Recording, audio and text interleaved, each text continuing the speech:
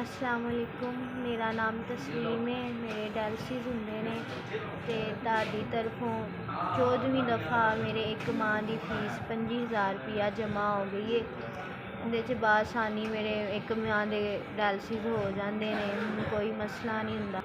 तकरीबन 8 तो 10 डायलिसिस मेरे हो जाते हैं, मैनू कोई परेशानी नहीं हुंदी। पहले मैनू बड़ी परेशानी हुंदी सी, हुण तुहाडी वजह तो मैं आसानी नाल अपनी ज़िंदगी गुजार रही हाँ। मेरे डायलिसिस हो रहे हैं। अल्लाह ताला तुहानू खुश रखे, सेहत तंदुरुस्ती वाली लंबी जिंदगी दे। तुहाडे माँ बाप नू, तुहाडे बीवी बच्चों नू, सब नू अल्लाह ताला सेहत तंदुरुस्ती वाली लंबी जिंदगी दे। तुहाडे कारोबार च ज़्यादा बरकतां अता फरमाए। अल्लाह ताला तुहानू हमेशा खुश रखे। वजह तो अज मेरी ज़िंदगी चल रही है। मैं हमेशा तुहाडे लिए मेरे दिलों दुआवां ही निकलदियां। मैं तुहाडे लिए दुआ करती रहनी हाँ।